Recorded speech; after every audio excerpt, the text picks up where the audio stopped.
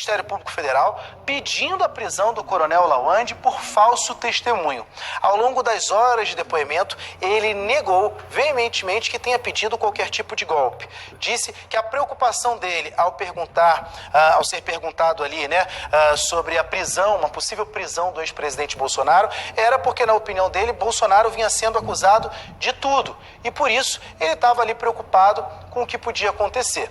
E também só se calou quando 2 vezes foi perguntado sobre por que lá para o dia 20 de dezembro ele disse numa conversa com o tenente-coronel Mauro Cid que estava decepcionado, por que ele teria dito essa decepção, já que na conversa lá do WhatsApp ele disse assim: poxa, eu estou decepcionado, já percebi que isso não vai dar em nada. Nesses 2 momentos ele decidiu ficar calado. E tinha uma decisão do Supremo Tribunal Federal que permitia ele ficar calado para não se autoincriminar.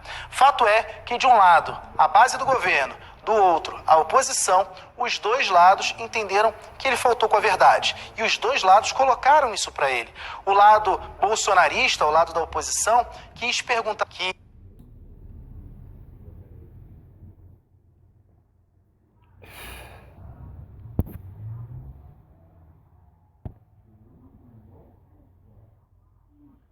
tentou insistir nas declarações que o coronel deu, mas acabou aí também não ficando convencida de que essas declarações teriam sido verdadeiras.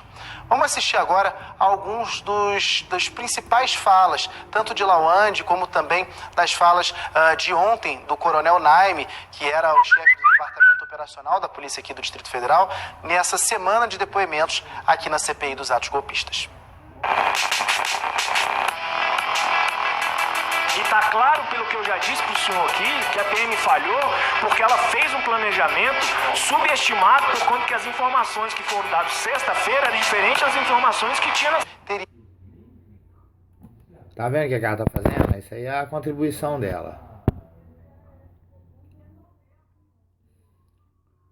Das 10 horas da manhã. Coisa que eu falei errado. É uma opinião minha, mas eu acredito, sim, que se o presidente Supremo desse a ordem para apaziguar o país, o Exército atuaria, as forças de segurança atuariam, o povo entenderia que não haveria nada como não aconteceu e retornaria aos seus lares, às suas casas. A questão é dizer que nessa colocação eu fui muito infeliz, não deveria tê-la feito, ok?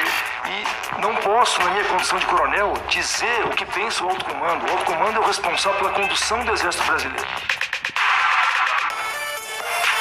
Eu jamais provoquei qualquer tipo de ilegalidade ou discórdia dentro do Exército Brasileiro. Jamais feri os nossos pilares, a hierarquia e a disciplina. E jamais incentivei...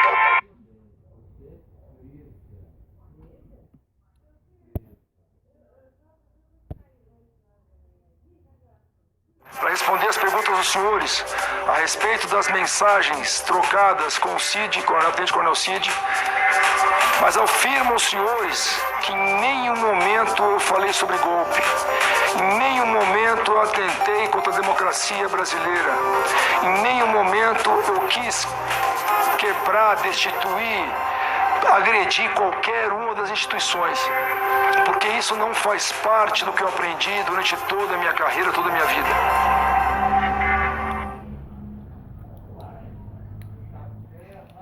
Fernando Gabeira, vamos lá. Coronel Lawande tinha o direito de ficar calado, conseguiu, essa blindagem aí do ponto de vista jurídico, concedida pelo STF, mas ele respondeu a praticamente todas as perguntas. Em raríssimos momentos ele permaneceu em silêncio, invocou esse direito, mas assistindo...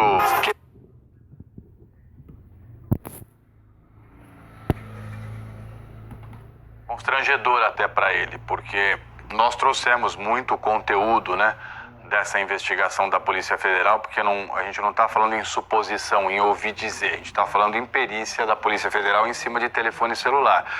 E o conteúdo das trocas de mensagem vai totalmente na direção oposta do que ele tentou justificar. Ele convenceu, Gabeira?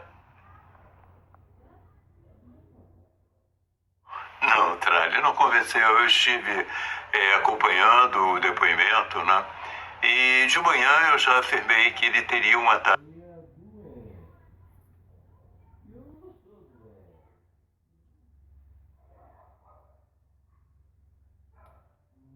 Interrogatório, enfim, ao depoimento, ao questionamento feito a ele, em algumas situações me pareceu assim absolutamente constrangedor até para ele, porque nós trouxemos muito conteúdo, né, dessa investigação da Polícia Federal, porque a gente não está falando em suposição, em ouvir dizer, a gente está falando em perícia da Polícia Federal em cima de telefone celular. E o conteúdo das trocas de mensagem vai totalmente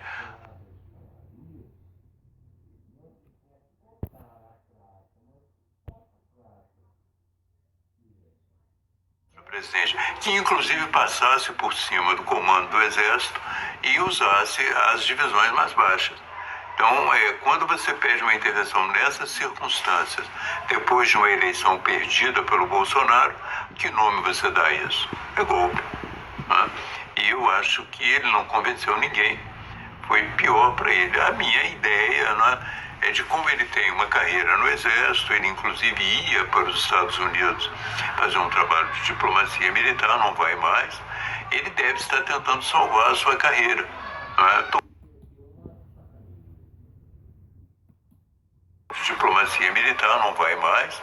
Ele deve estar tentando salvar a sua carreira. Né? Tomou todas as precauções, veio sem depor, fez várias alusões ao legalismo do Exército Brasileiro, fez várias alusões à sua obediência ao Exército.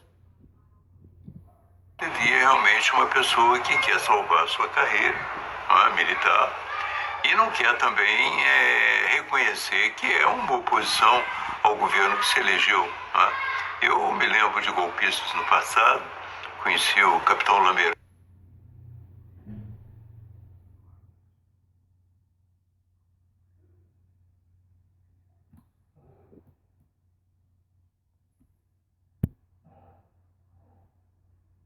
Diplomacia militar, não vai mais. Ele deve estar tentando salvar a sua carreira. Né? Tomou todas as precauções, veio sem farda para depor, fez várias alusões ao legalismo do Exército Brasileiro, fez várias alusões à sua obediência ao Exército Brasileiro, mas ali você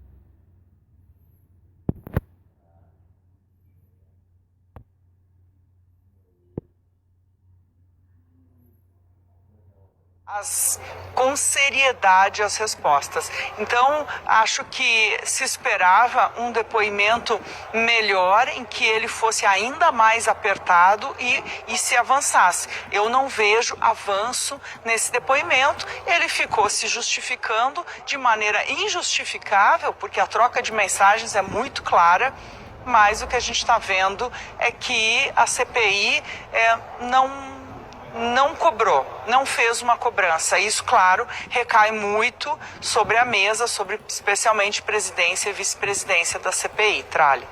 Agora, para mim ficou tão claro, Ana Flor, que ele ficou numa situação assim, em alguns momentos até patético, porque ele tenta justificar o injustificável em relação às mensagens de flagrante aí do celular dele com o Mauro Cid.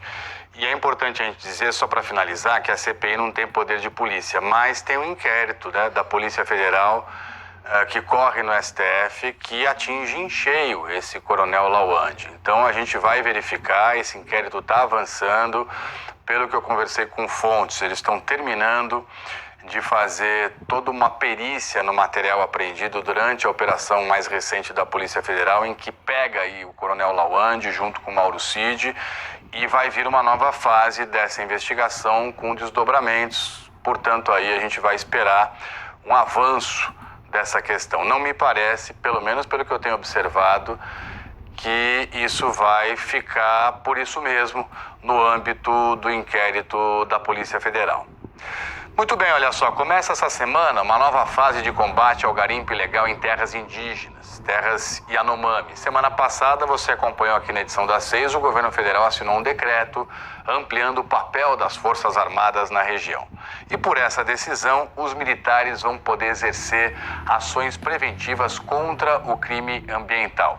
Não só vão poder, como estão sendo instigados, estão sendo convocados, de certa forma, a participar de uma maneira mais efetiva, para ajudar, portanto, FUNAI, IBAMA, Força Nacional, PF, todo mundo que atua na região. Eu tenho o prazer de receber ao vivo aqui, direto de Roraima, o repórter Vladimir Neto. Vladimir fez mais cedo um sobrevoo por áreas de garimpo, acompanha, portanto, aí os militares, nessa força-tarefa para liberar essa área do Yanomami aí dos garimpeiros, e traz detalhes aqui pra gente. Vladimir, bem-vindo, boa tarde para você aí. Conta pra gente como é que foi esse seu sobrevoo, o que é que você conseguiu observar. Olá, Tralli, boa tarde, quase boa noite, um prazer estar aqui, boa noite a todos. Pois é, a gente está aqui em Roraima hoje justamente para acompanhar esse começo dessa nova fase da operação do governo federal na terra indígena Yanomami. Esse decreto, assinado na semana passada pelo vice-presidente Geraldo Alckmin, determinou que as Forças Armadas agora não vão mais só atuar no apoio logístico, vão ficar trazendo alimentos e servidores de órgãos como PF, IBAMA, PRF, FUNAI, que atuam na área, têm atuado nos últimos meses, como você falou, mais à frente na repressão mesmo, né? Então agora as Forças Armadas terão que atuar também na repressão aos crimes ambientais, tanto na faixa de fronteira, que é a sua atribuição constitucional, mas também dentro da reserva indígena. Eles vão fazer ações de patrulhamento e revista de pessoas, veículos terrestres como carros, tratores, escavadeiras, o que surgir, além de embarcações e aeronaves. E podem até prender pessoas em flagrante, né? O objetivo, Tralli, dessa mudança, que você bem pontuou, é para dar mais eficiência às ações do governo, mais efetividade à ação das Forças Armadas e ampliar as possibilidades de repressão ao crime ambiental lá na terra Yanomami, junto com a Polícia Federal e o IBAMA. O Ministério da Defesa mobilizou, então, um total de 1.200 militares do Exército, Marinha e Aeronáutica que já estão atuando aqui na região. Eu vi uma dessas patrulhas saindo para a missão. Nesse primeiro momento, vão ser empregadas 17 aeronaves, um navio patrulha e 5 lanchas blindadas para percorrer os rios da terra Yanomami. De acordo com o Ministério da Defesa, a ideia é permanecer na terra indígena até que todos os garimpeiros tenham sido retirados, né? Ainda há, segundo as informações da Polícia Federal, alguns. E além de continuar com o atendimento médico aos indígenas e com a distribuição de cestas básicas para combater a severa desnutrição dos Yanomami, né? E como eu estava dizendo, os investigadores investigadores da PF e do IBAMA me disseram que ainda há centenas de garimpeiros dentro do território Yanomami. Eles montam acampamentos escondidos na mata e operam em áreas já abertas pelo garimpo durante a noite, quando não há fiscalização. E assim também não gera um novo alerta de garimpo, porque são áreas já abertas. Os indígenas também relataram novas invasões de garimpeiros, sinais da presença de garimpeiros e a passagem de pequenas aeronaves pelo território. E alguns postos de saúde no território Yanomami seguem fechados porque não há um ambiente seguro para o trabalho dos servidores, e algumas áreas, como a gente já noticiou, ocorreram até trocas de tiro entre garimpeiros e servidores. Claro, esse não é o único problema, né? A questão da saúde é muito forte. Os indicadores estão melhorando, mas o número de mortes ainda é muito alto, 130 só esse ano. E em vários pontos do território os casos de malária têm aumentado. Ou seja, Trali, a situação é complexa, a operação lá é de alta complexidade e os desafios ainda são muito grandes. A expectativa é que agora, com essa ação conjunta do governo federal, com uma postura mais atuante das Forças Armadas, o governo federal consiga atingir resultados melhores e até consiga pensar em uma solução permanente para a terra indígena Yanomami. É isso, Trali. Valeu, Vladimir. É importante que se diga que desde janeiro, quando essas operações começaram para valer, de fato, né, a grande maioria dos garimpeiros foi expulsa da terra Yanomami. A questão agora são as forças de segurança, com muita firmeza, continuar, né, atuando para evitar que eles voltem e expulsar os últimos que ainda resistem. Muito obrigado, um prazer tê-lo aqui e um bom trabalho aí em Roraima. Vladimir Neto e Hélio Marinho viajaram para lá a convite do Ministério da Defesa, usaram uma aeronave da Força Aérea Brasileira para chegar, portanto, ao território Yanomami. TV Globo doou o dinheiro que seria gasto com o transporte da equipe para a Ação da Cidadania, que é uma organização dedicada ao combate à fome e indicada pelo governo federal para receber os recursos. Vamos agora aqui a um intervalo rápido e daqui a pouco a retomada do julgamento que pode tornar Jair Bolsonaro inelegível. Você acompanha tudo ao vivo aqui na edição das 6. Tem muito mais também. Nós voltamos já já.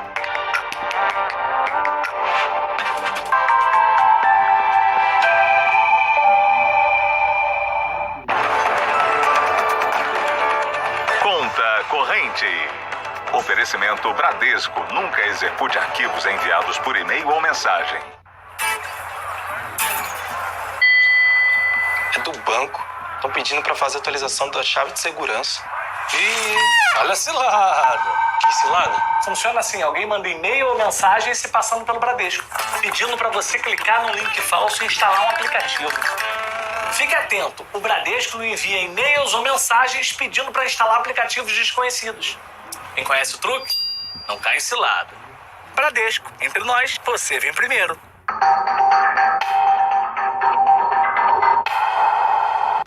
O maior festival de gastronomia do país está chegando em São Paulo.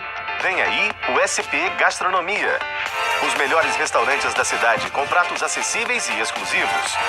Aulas com chefes renomados, feira de pequenos produtores, shows de grandes nomes nacionais e muito mais. Um programa para a família inteira. De 29 de junho a 2 de julho, no Parque Vila Lobos. Programação completa e ingressos no site spgastronomia.com. Não fique de fora.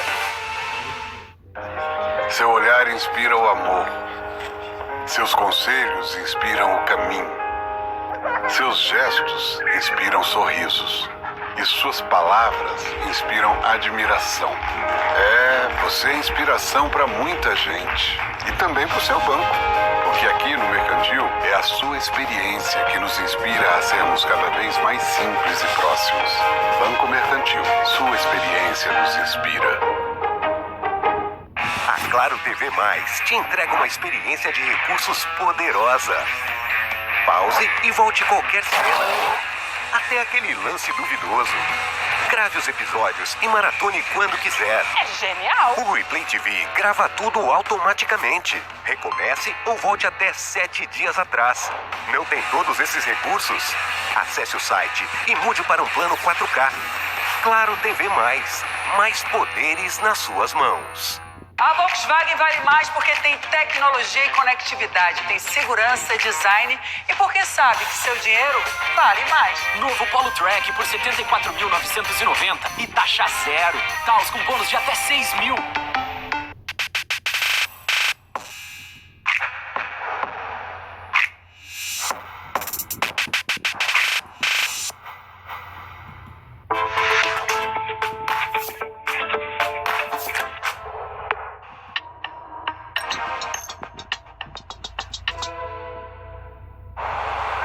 Tive uma ideia de um novo projeto. Mais uma. Eu vou falar com os especialistas do meu personalité para ver o que eles recomendam. E eu disse especialistas, no plural, porque tem de investimento, câmbio, crédito imobiliário, seguro, fora o meu gerente que sempre cuida muito bem de mim. Porque no meu personalité a gente trabalha junto, é uma parceria. Pense nisso na hora de escolher seu banco. Itaú Personalité, sempre em movimento. Fortiviron Anti-Age age de dentro para fora e retarda os efeitos causados pelo avanço da idade. Melhora a pele e os cabelos e ainda a memória e o tônus muscular. Fortiviron Anti-Age. Você escolhe seu futuro. Investir quando você usar o cartão. Impossível? Com cartão XP, você tem Investback que transforma os seus gastos em investimentos. Isso é só o começo.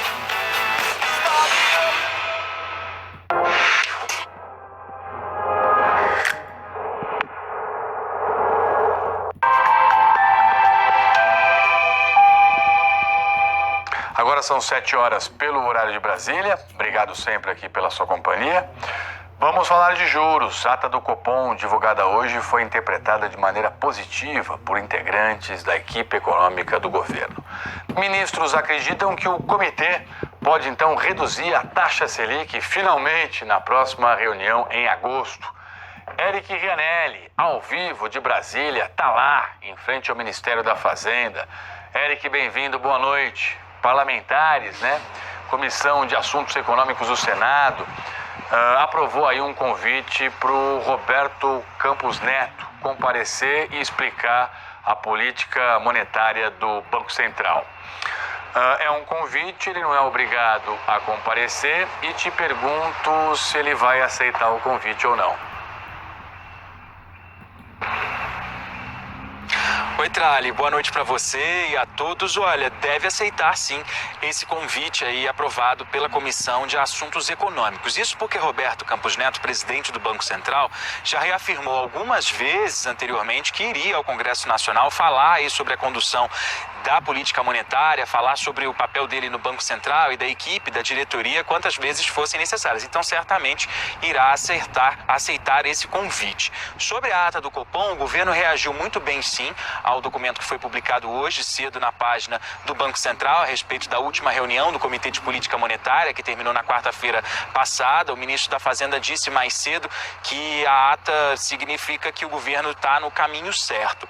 Pois bem, essa ata divulgada hoje cedo expôs aí haver uma divergência entre os membros do Copom. E isso quando a gente olha especificamente sobre a possibilidade de reduzir os juros já a partir da próxima reunião que acontece no começo de agosto.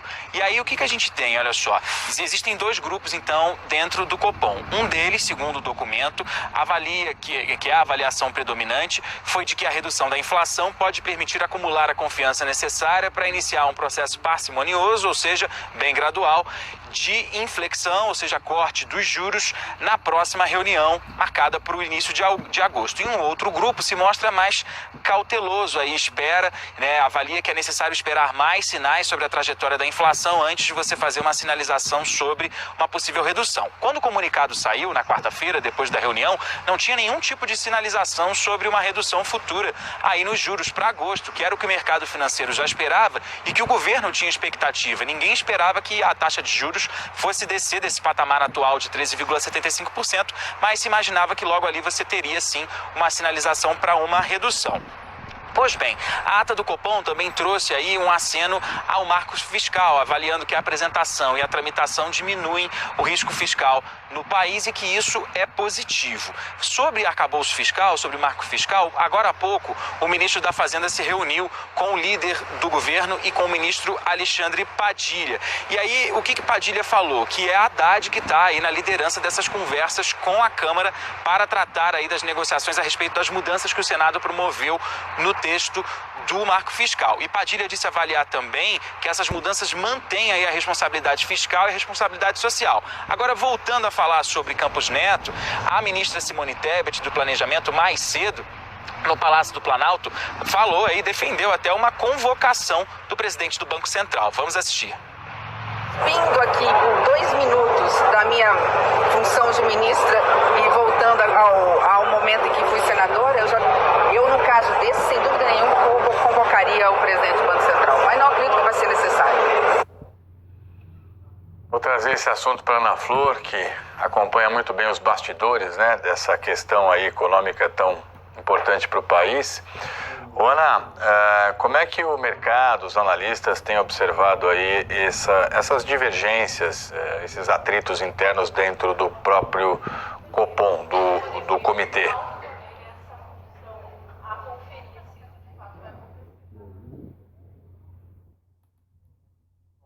Mercado financeiro, empresários, e a grande surpresa foi a ata trazer esse item falando de uma divergência dentro do Copom, porque o comunicado que saiu juntamente com a decisão de manter a taxa Selic em 13,75 na semana passada não mencionava isso. E o ponto essencial da ata de hoje é trazer o fato de que começar essa inflexão ou esse caminho, esse ciclo de redução da taxa de juros já em agosto foi o ponto de divergência num Copom que nos últimos meses, muitos meses, a gente estava acompanhando, vinha tomando suas decisões sempre de maneira unânime. Quer dizer, a ata mostra que inclusive há uma maioria para que essa redução já aconteça em agosto. O Ministério da Fazenda, a própria fala do ministro Fernando Haddad sobre isso foi até de comemoração, porque demonstra que há essa tendência de começar a reduzir em agosto. O que chama atenção é isso não ter sido trazido a público pelo próprio presidente do Banco Central. Então, parece haver muito claramente esse medo de um viés político das decisões do Banco Central. O Banco Central diz que isso não acontece, mas há hoje, e o próprio governo vem dizendo que o Banco Central age de forma política, mas há hoje um mal-estar, uma desconfiança, e que se viu a partir dessa ata. Mas, de qualquer maneira, é claro que essa indicação veio a partir da própria continuidade da queda de inflação, como a gente está vendo, mas com a chegada de 2 novos nomes, e que isso deve acontecer já nessa próxima reunião de agosto, 2 novos nomes indicados por Lula, deve selar, então, esse início da redução da taxa Selic. O que eu ouvi dentro do Banco Central, em defesa de quem é contrário à redução já em agosto, é que há uma preocupação para não repetir o que outros países, e aí cita-se Canadá, Austrália, que reduziram a taxa de juros e depois tiveram que subir. Mas, de qualquer maneira, para o mercado foi uma boa notícia, para os empresários, muito boa notícia, Trali, e para o governo também. Essa sinalização de que tudo indica que em agosto a gente já vai ver uma redução na taxa de juros. Trali.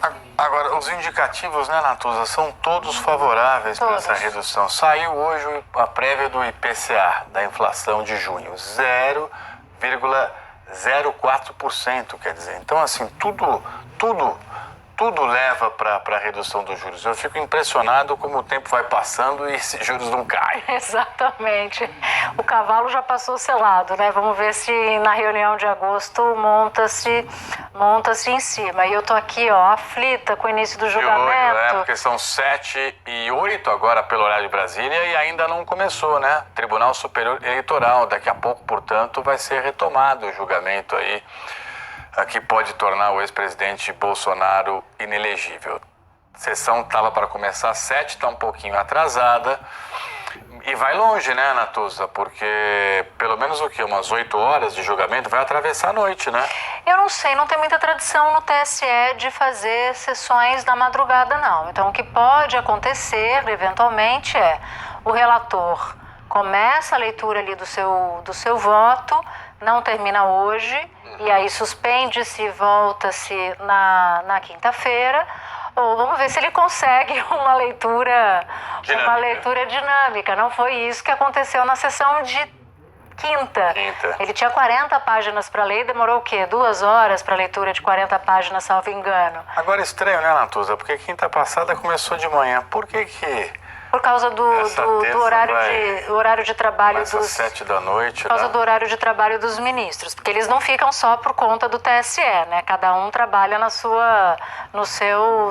tribunal. No seu tribunal. Ou no seu escritório, porque tem advogados ali. Então, os horários são assim, ou é de manhã ou à noite. No caso de quinta-feira foi no período da manhã. E aí na terça, hoje, agora à noite. A Ana Flor e a Carla Lucena estão ali a postos, combinando, inclusive, no azul. Mas tem um... Elas já estão rindo. Ô, Carla, e aí, começa ou não começa?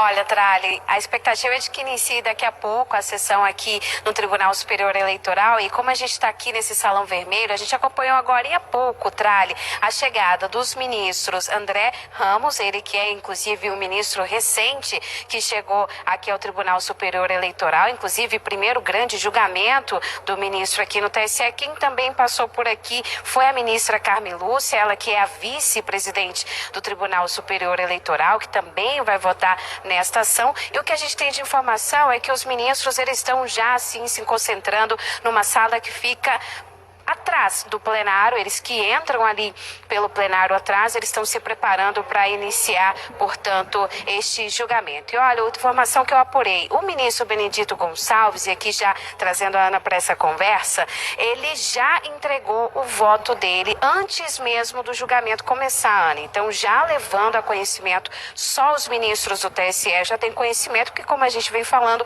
é um voto longo e é praxe, então, dos ministros que são relatores desse tipo de ação, entregar esse voto para os ministros já irem estudando. E até um ponto importante, porque com a ciência do que vai ser votado pelo relator, os ministros já podem, inclusive, até uma expectativa de se ter essa atitude para se evitar um possível pedido de vista, porque eles já vão entrar na sessão de hoje conhecendo, Ana, o voto do ministro Benedito Gonçalves. Eu conversava exatamente sobre esse ponto com o advogado do ex-presidente Jair Bolsonaro, Tarcísio Vieira.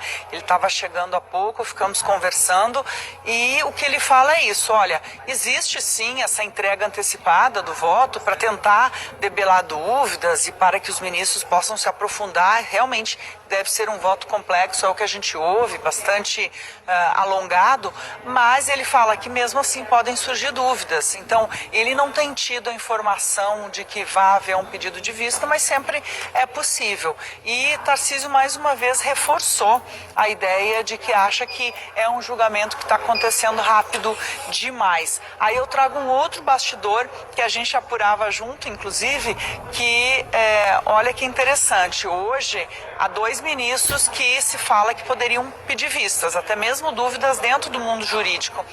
Nunes Marques, indicado por Bolsonaro ao STF, e também Raul Araújo, que é um ministro que tomou decisões num passado não distante que favoreceram Bolsonaro e sua chapa. Por exemplo, foi contrário àquela multa milionária ao PL, o partido de Bolsonaro. Também ele tomou a decisão no Lollapalooza, lembra, no festival, que foi vista com agrado pelo bolsonarismo, pela campanha. E ainda mais uma que foi pedir para que a campanha do agora presidente Lula retirasse do ar menções a Bolsonaro como genocida. Bom, este é um ministro que em novembro deve assumir os casos relativos a Jair Bolsonaro. Por quê? Porque o relator Benedito Gonçalves sai do TSE e aí, né, Carla, Raul Araújo assume. Muitos casos, por sinal. Exatamente. Raul Araújo, ministro do Superior Tribunal de Justiça, geralmente esse cargo de corregedor-geral eleitoral é exercido por um ministro que vem do Superior Tribunal de Justiça e com a saída então do ministro Benedito Gonçalves, atual corregedor-geral eleitoral, quem vai assumir então a corregedoria aqui no TSE vai ser o ministro Raul Araújo, que como você bem disse, a gente está falando de uma ação, mas tem outras ações envolvendo e pedindo a inelegibilidade do ex-presidente Jair Bolsonaro. Portanto, é de se observar, Raul Araújo, é de ficar com o olho bem atento, Trali. E a composição do TSE ela é bem eclética, né? As mudanças de ministros são muito mais frequentes, o entra e sai, né? Você tem ministros de vários tribunais, você tem advogados, você tem, enfim, é bem diferente de como é, por exemplo, o STF. Agora, Fernando Gabeira, o que está em jogo, obviamente, é essa ação que vincula o ex-presidente da República a um ataque frontal ao sistema eleitoral brasileiro, ou seja, um ataque à democracia, à Constituição, vem tudo no bojo aí, portanto, de uma tentativa aí de não reconhecer resultado de urna. Considerando que é muito provável que o ex-presidente vá ser impedido de concorrer a novas eleições, esse é um caso que também pode criar jurisprudência para eventuais políticos que futuramente também atentem contra a democracia e a Constituição do país? Eu acho que sim. Se não me engano, o deputado Franceschini já perdeu o mandato numa situação semelhante, não é? Eu acho até que a jurisprudência já está criada. E a ideia da jurisprudência era, e que é mais inovadora, antigamente você, quando fazia essas acusações vazias e irresponsáveis contra o sistema eleitoral, era um problema se você o fizesse pela imprensa tradicional. E parece que agora há uma jurisprudência também que considera que essas acusações feitas pela internet têm o mesmo efeito. Que isso é uma novidade, entende? Eu acho que o julgamento do Bolsonaro terá uma grande repercussão na vida política brasileira. Até o momento, as pessoas nem se dão conta do que pode acontecer diante disso.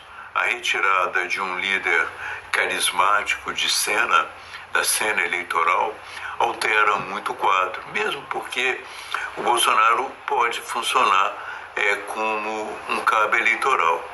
Mas a situação dele é diferente porque o partido que ele representa é um partido com menos quadros atuantes, não é, na sociedade. É um partido de políticos.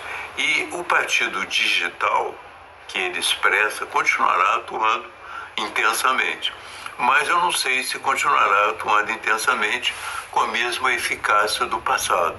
Eu acho que eles continuarão. 7h mais 16 minutos. Perdão, Fernando Gabeira, porque vai começar finalmente a sessão que julga o ex-presidente Bolsonaro e o futuro político dele. Daí o ministro Alexandre de Moraes, presidente do TSE.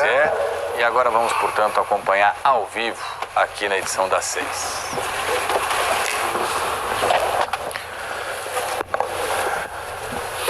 Boa noite a todos. Declaro aberta a sessão desta terça-feira, 27 de junho de 2023. Cumprimento os eminentes integrantes da Corte, a ministra Carmen Lúcia, vice-presidente do Tribunal Superior Eleitoral, ministro Cássio Nunes Marques, ministro Benedito Gonçalves, corregedor-geral eleitoral, ministro Raul Araújo, ministro Floriano de Azevedo Marques, ministro André Ramos Tavares. Cumprimento também o Dr. Carlos Frederico Santos, subprocurador-geral da República, que hoje representa o Ministério Público Eleitoral aqui em plenário.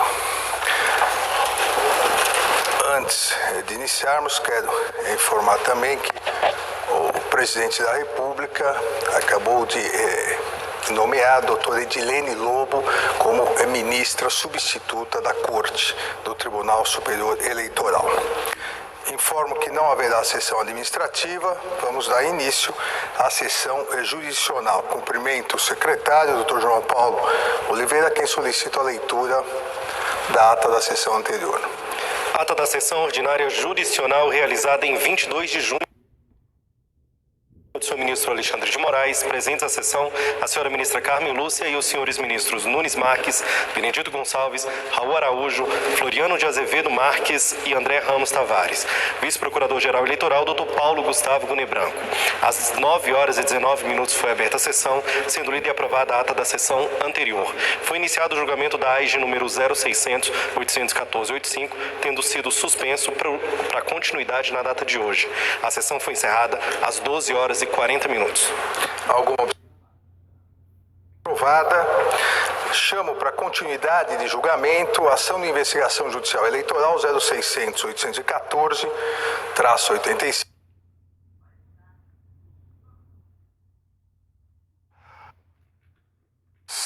7h19 pelo horário de Brasília. Se a gente botar a imagem do telão aqui, ó, você vai ver comigo que o sinal lá do TSE congelou. A sessão está acontecendo, mas o sinal está congelado. Aqui é a transmissão da própria equipe, né? Equipamento do Tribunal Superior Eleitoral, né? Enfim, o aparato deles lá de comunicação.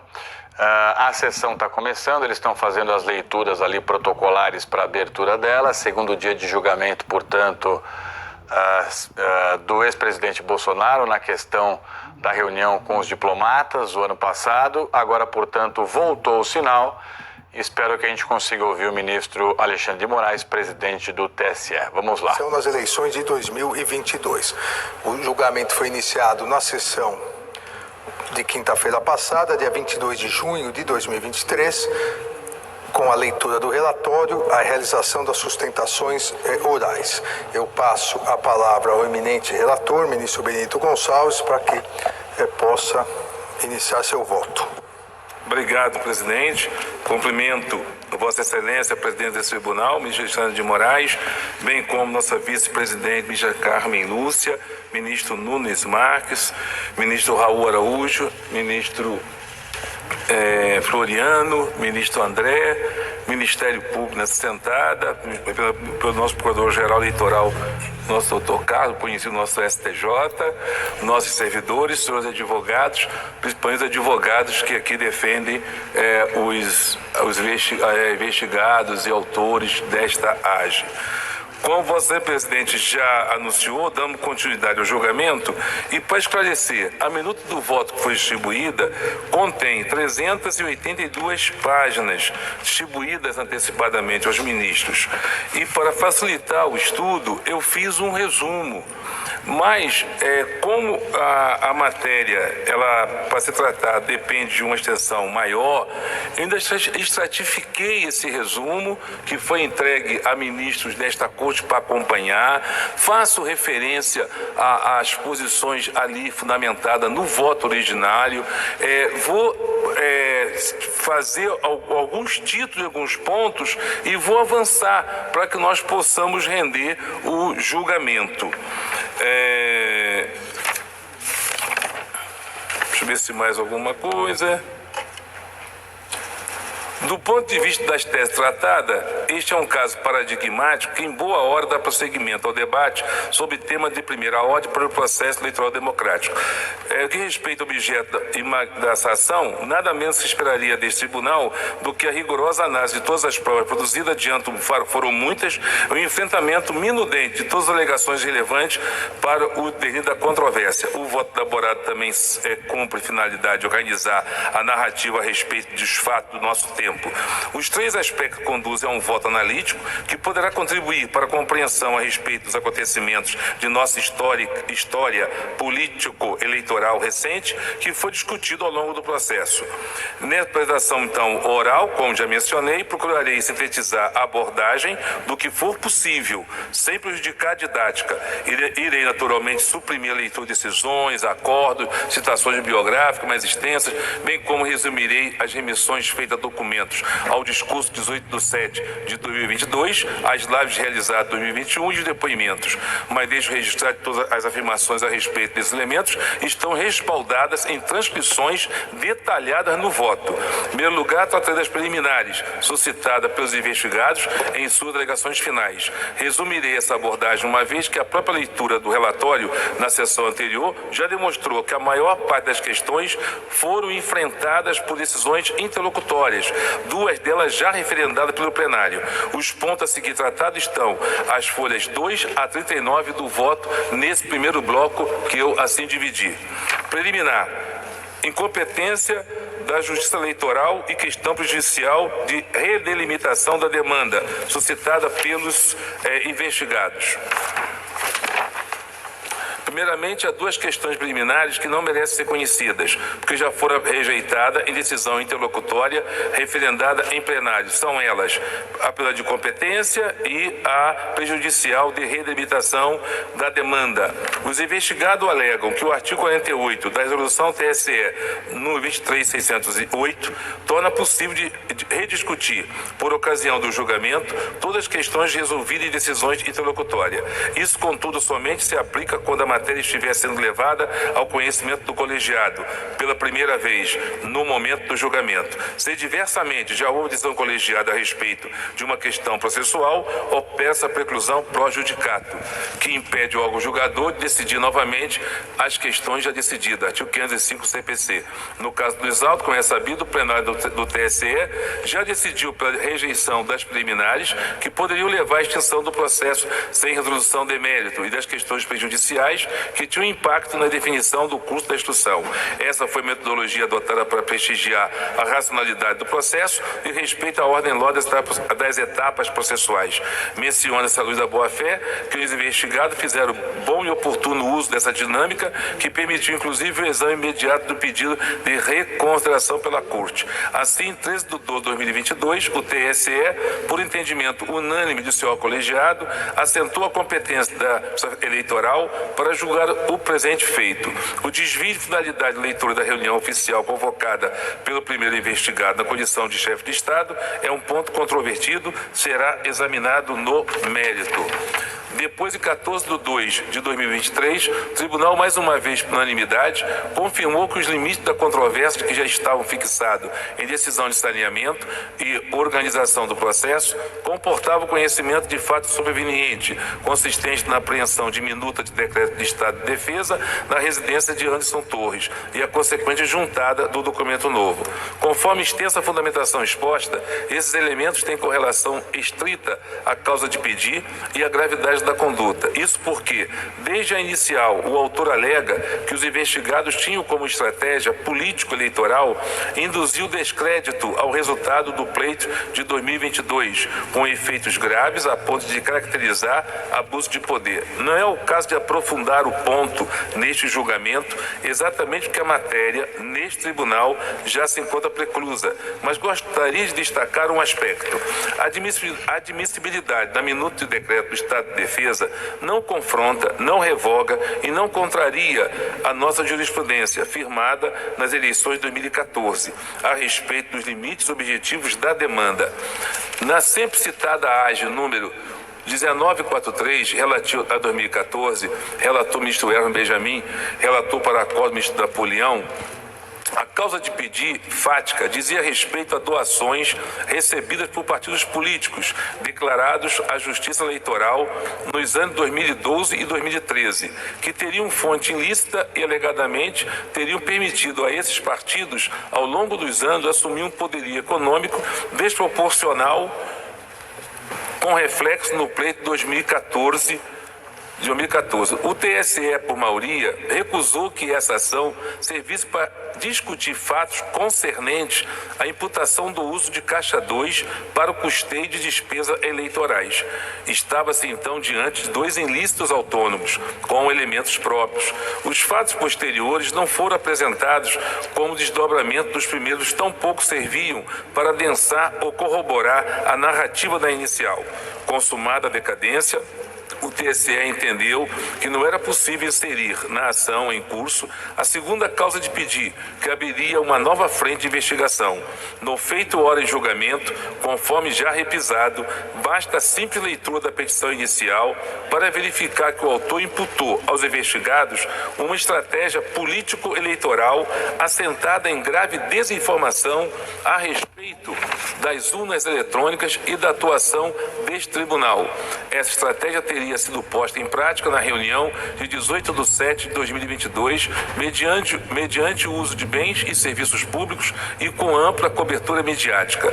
Ao sustentar que o fato narrado é grave o suficiente para caracterizar o abuso, o autor diz expressamente, aspas, por figurar como chefe de Estado, as falas do senhor Jair Bolsonaro têm capacidade de ocasionar uma espécie de efervescência nos seus apoiadores e na apontar que o fato narrado é grave o suficiente para caracterizar o abuso, o autor diz expressamente, aspas, por figurar como chefe de Estado, as falas do senhor Jair Bolsonaro têm capacidade de ocasionar uma espécie de efervescência nos seus apoiadores e na população em geral, fecha aspas, especialmente em, aspas, matéria de alta sensibilidade perante o eleitorado, fecha aspas.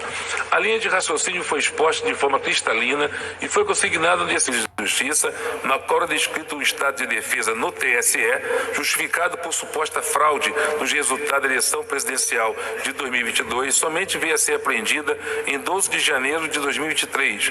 O autor afirmou que o episódio evidenciaria os efeitos concretos daquele estado de ânimo coletivo de descrédito injustificado às urnas, incitado em grande parte pela estratégia de desinformação do primeiro investigado, exercitado na reunião de 18/7/2022. O argumento é suficiente para demonstrar a correlação entre fatos supervenientes e a causa de pedir nos exatos limites da demanda que estavam especificados mais de um mês antes. Portanto, não alterou a orientação traçada por esse tribunal. O que se tem são duas situações totalmente distintas. No pleito de 2014, o TSE recusou inserir em uma AGE em curso uma causa de pedir inteiramente autônoma.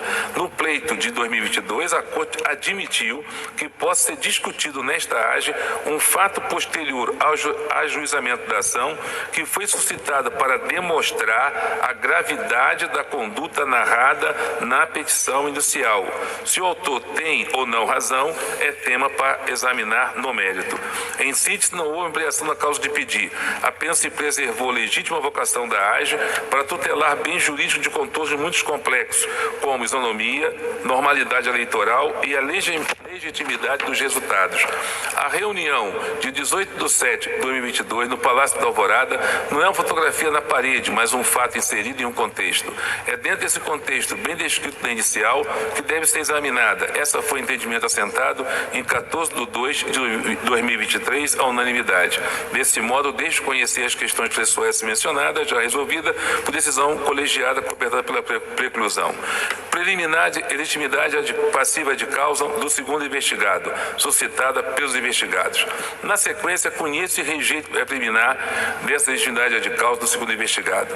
Limito-me, nesta exposição oral, a assinalar que a presente AGE foi proposta 19/2/2022, quando a chapa investigada concorreu à eleição presidencial. O autor observou a súmula 38 desse tribunal, cujo enunciado estabelece que, nas ações que visam a cassação de registro, diploma ou mandato, há desconsórcio passivo necessário entre o titular e o respectivo vice da chapa majoritária. A derrota eleitoral não acarreta a perda da sua legitimidade passiva. Demais questões serão analisadas no mérito. Preliminar de nulidade processual decorrente da discriminação de dirigentes suplementares suscitada pelos investigados. No que diz respeito à preliminar de nulidade processual decorrente da determinação de diligências complementares, o objeto da insurgência é a decisão interlocutória que não foi submetida ao plenário. Por isso, uma vez suscitadas em alegações finais, dela conheço. Na hipótese, os investigados afirmam que as diligências determinadas de ofício após a audiência de instrução, em especial a coleta de depoimento e requisição de documento da Casa Civil, foi ilegal e produziu efeitos anti-isonômicos em prejuízo dos investigados. Os fundamentos para refutar essas alegações constam da extensa extensa decisão monocrática em que se indeferiu o pedido de reconsideração dos investigados. Ela está transcrita no voto e durante a leitura do relatório, na sessão de 22/6/2023, enfatizei seus pontos centrais.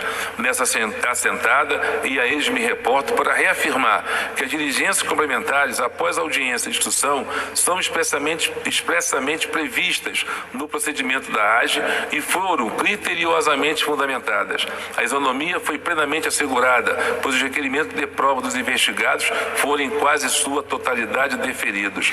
O resultado de toda a instrução processual somente confirma a estrita pertinência das diligências complementares realizadas de ofício e a requerimento dos investigados. Com efeito, diante da vasta documentação e dos detalhados depoimentos que constam dos autos, todos relevantes para elucidar pontos da controvérsia, impossível dar guarida à alegação de qualquer prova produzida nesta AGE tenha sido impertinente. Ressalta, ademais, que nenhuma das especulações que embasaram o temor dos investigados de que haveria desvio no cumprimento da requisição dirigida à Casa Civil se confirmou. Os documentos públicos que atendiam aos parâmetros da solicitação foram fornecidos de forma adequada. A Casa Civil não emitiu sobre eles qualquer juízo de valor e não houve apontamento pelos investigados de qualquer vício ou suspeita de adulteração no material fornecido.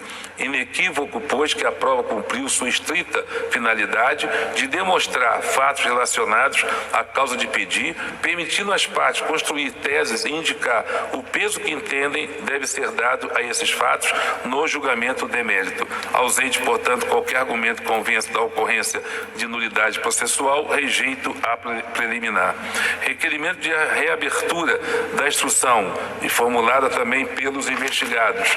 Por fim, o requerimento de reabertura da instrução apenas revela o inconformismo dos investigados com a dispensa da oitiva de Eduardo Gomes, testemunha que havia sido indicada pelo juízo, e com o indeferimento da aquisição de autos sigilosos relativa à denúncia noticiada pela CNN 24/3/2023.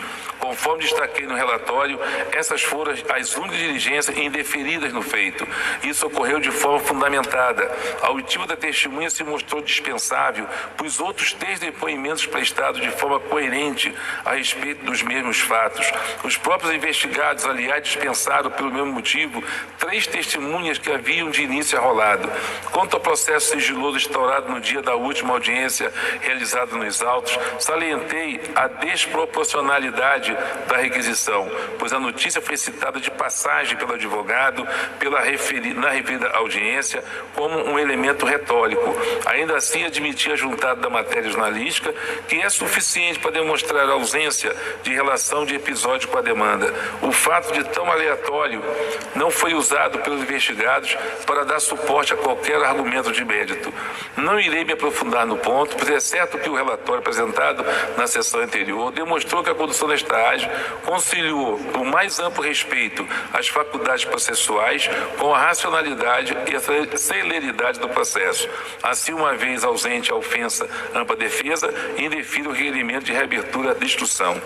Passando ao mérito, informo que, tendo em vista a complexidade e a relevância do caso, bem como o objetivo de propiciar a melhor compreensão dos fundamentos decisórios, o voto foi estruturado em 3 partes: premissa de julgamento, fixação da moldura fática e subsunção dos fatos às premissas de julgamento.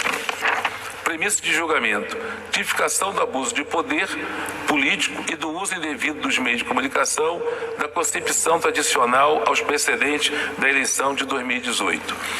Das folhas 40 a 53 do voto, discorri sobre os elementos típicos de abuso de poder político e do uso indevido dos meios de comunicação.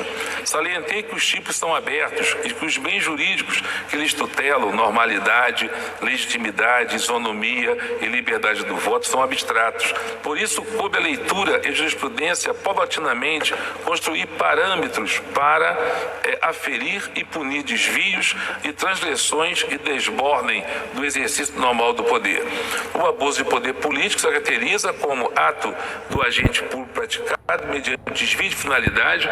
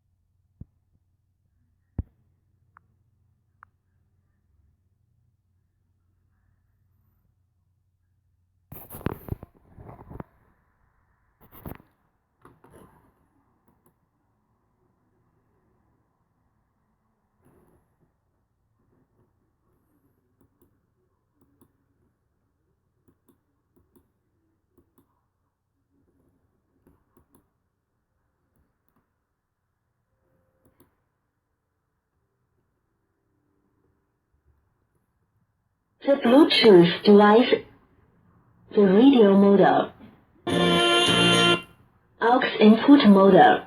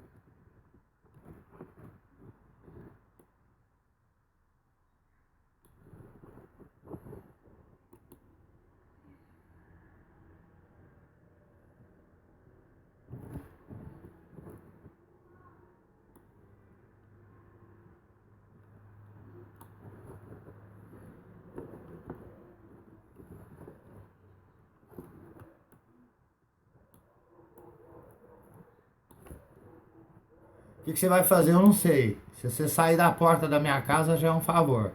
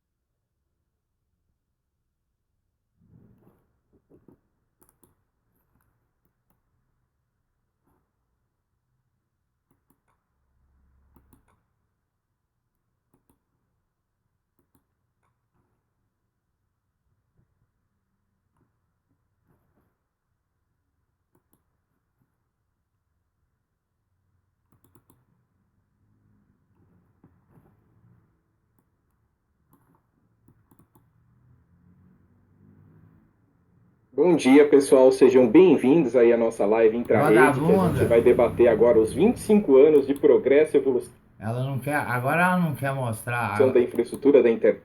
Agora eu não quero escutar mais. Agora eu quero mostrar onde que eu encontrei. Vagabundo aqui na porta da minha casa continua invadindo o meu computador.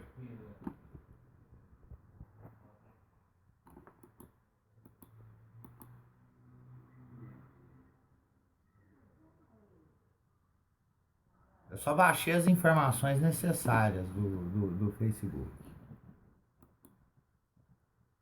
Inclusive foi aqui nos comentários que eu encontrei.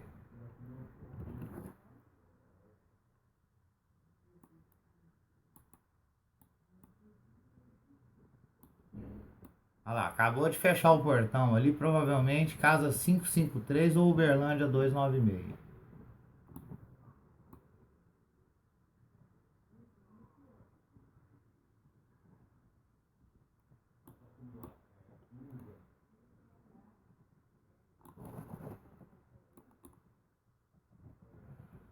Agora uma moto saindo fora.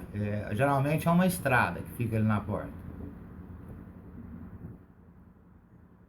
Você é bandido? Eu não sou não. Eu uso droga.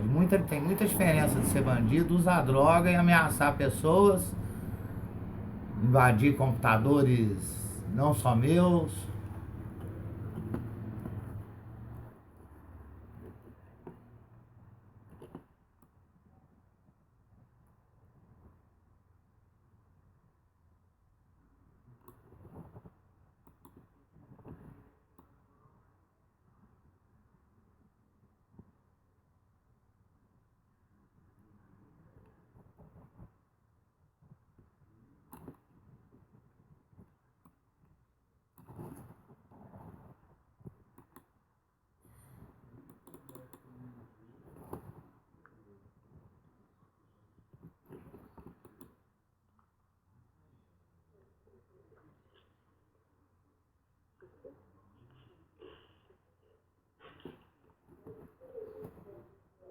lado do carro. Então, isso aqui é a prova de tentaram matar o Aguinaldo. É a Fabiola aqui do campo, tudo bem? Tudo bem. Deixa eu te falar, a senhora ficou de mandar os pertences para o Aguinaldo, né? Ah, sim. Eu vou levar amanhã. Tá, e deixa eu falar um negócio para a senhora. É porque ele toma medicação da pressão, tem que trazer a medicação dele, porque não tem aqui no campo. Ah, não tem? Não, que é o atenolol e a losartana, e esse tem que trazer. Ah, o losartana ele não tem. Não, nem o atenolol. E a médica passou para ele tomar 2 vezes por dia. Atenolol, então tá bom, eu vou dar um jeito de mandar. Tá? Ah, atenolol de 50 miligramas e a losartana de 50 miligramas. Tá bom, muito obrigada. Tá? Até mais. Até mais, tchau.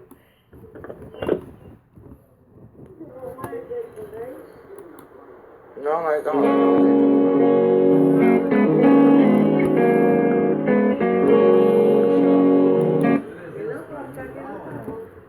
Vamos baixar pra você aqui. Pegar a receita lá no... Eu já sei o que os meus olhos vão querer quando eu te encontrar, impedidos de te ver. Vão querer chorar, um riso incontido, perdido em algum lugar. Felicidade que transborda, parece não querer parar. Não quer parar, não vai parar.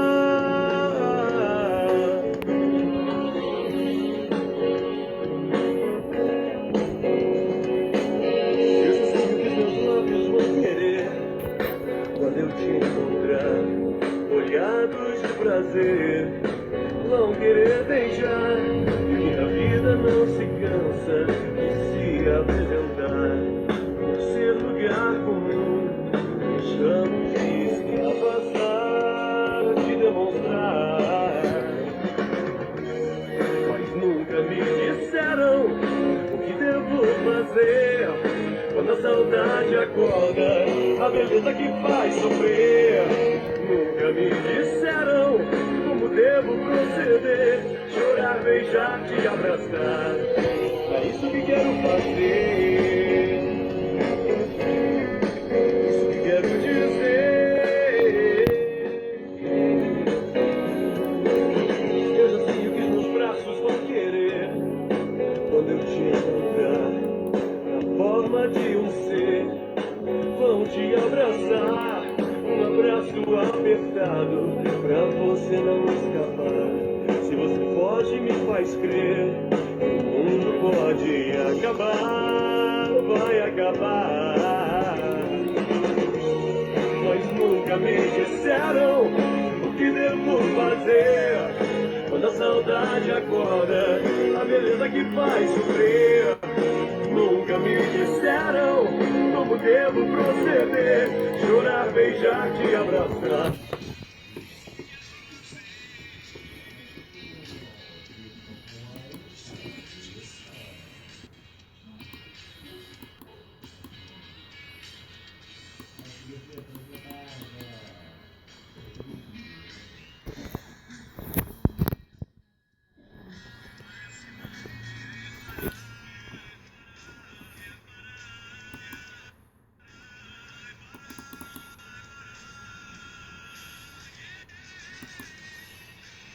Olha o homem da máscara de ferro.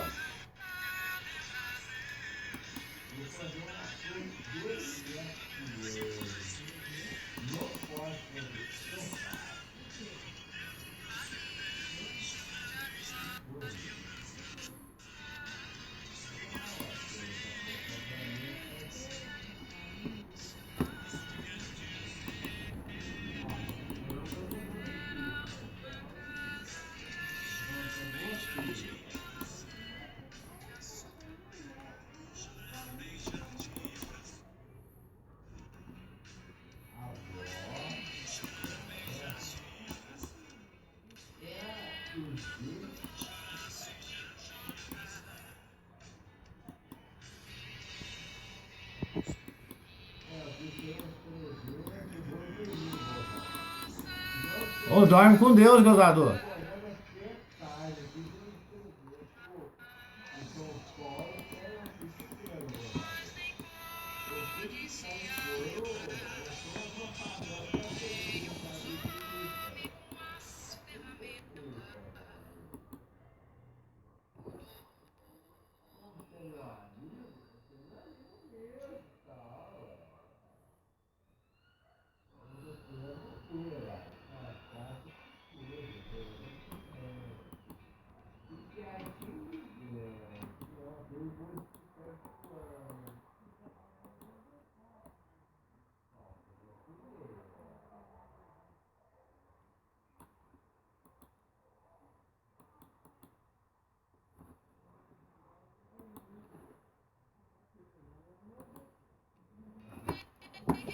Olha o que eu sei fazer, vagabundo.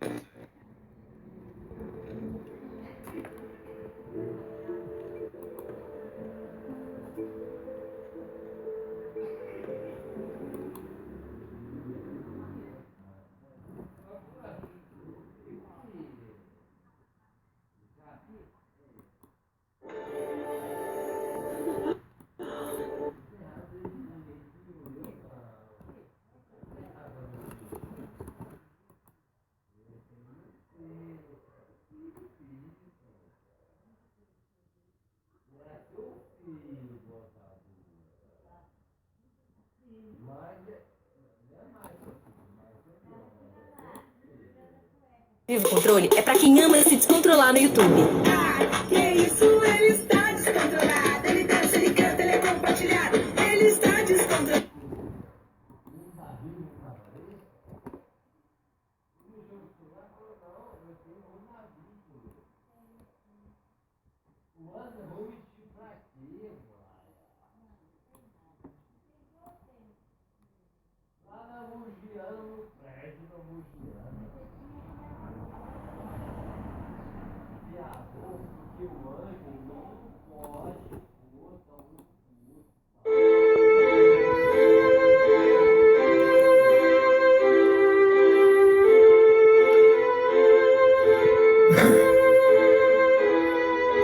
Ei!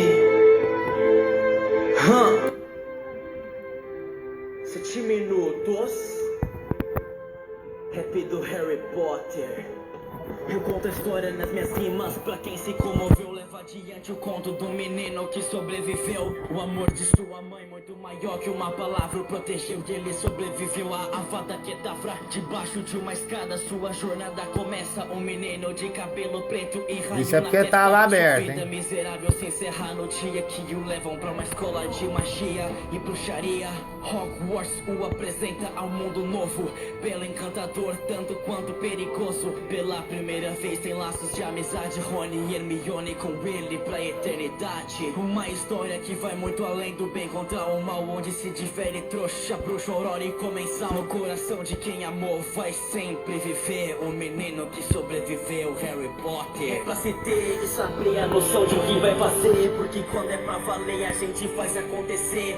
A gente nunca vai perder, porque o foco é vencer. O foco é sobreviver, como fez Harry Potter. A gente se comoveu, e se você é como eu, sabe que quando aí eu faço um apanhado no meu voto e tá no resumo de todo esse desenvolvimento em que a ciência vai ajudar a essa